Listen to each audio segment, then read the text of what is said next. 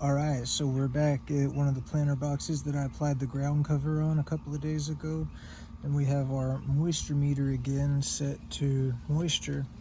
So I thought I would take y'all along on a little field trip to see how much better the moisture retention is with the ground cover applied. Now this is a South Texas heat in the middle of the summer. This would be desertified by the end of the day if it was bare soil each day. So let's see how much better our moisture retention is with this ground cover.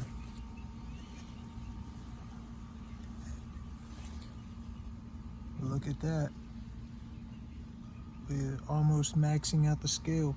And this is just an example of a small thing that you can do. I mean, these are grass clippings, for mowing your lawn. And applying those, it just makes such a monumentally significant difference to the way your garden soil retains its nutrients and its moisture. It's really hard to justify not doing something like this because it works so well. All right, so I hope everybody found that little soil moisture experiment interesting. And regretfully, I wish so much that I had, done that same thing before I applied the ground cover, just to give you an example of what to expect. The downside is if I went 2 whole days without watering that box before that ground cover was applied, everything in it would have died. So that should in itself tell you, why it wouldn't have been a good idea for me to do that demonstration. So the moisture retention when you apply ground cover is, as we found with the moisture meter, it's remarkable. Now what you're doing, you're pretty much creating a separate ecosystem below the soil. So the soil is essentially its own universe. It exists within itself and it's not influenced by the atmosphere. And that's what you want because exposed bare soil is it's not ideal, it's not nature's design, and it doesn't last that long. And so when you hear people talk about like sustainable farming, what is sustainable? Sustainable is the ability to do something and then do it again later several times.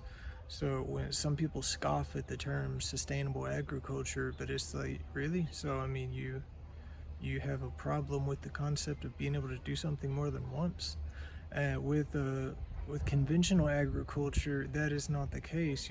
As we learned with the whole fertilizer shortage thing, if you disrupt the flow of your synthetic inputs, everything spirals out of control because the soil is not efficient in sustaining its own microbial biota, and it just deteriorates from there. So the minute you can't apply those inputs anymore, everything goes downhill and it becomes barren, nutrient lacking, just infertile soil.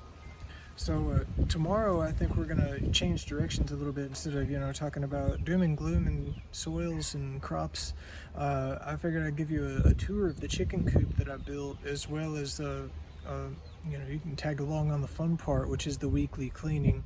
And now that we have 4 chickens in there, it's probably going to be double the pleasure, double the fun. So yeah, this with the backyard chicken coops, you can order these like Tractor Supply, Walmart, Amazon, your corporation of choice. I opted to build mine myself for a couple of reasons. One is just I enjoy building things, and for another, none of the ones that I found on the retail market really checked off all the boxes that I wanted checked off. And so I figured with the best way to get exactly what you want is to build it yourself, because then if it doesn't come out the way you want it, that's just kind of on you. A lot of this is reclaimed wood. The 2x4s for like the frame for the run, I bought those, and I bought the wire. The roof was part of an insurance claim from my wife's work. After Hurricane Harvey, insurance replaced the roof and just left the old one there, so I just took a couple of sheets and put it on here. And the actual coop was built out of reclaimed wood. One of her clients didn't want a fence that was in the garage of their house, and so they just asked if we could take it, and I was like, you bet.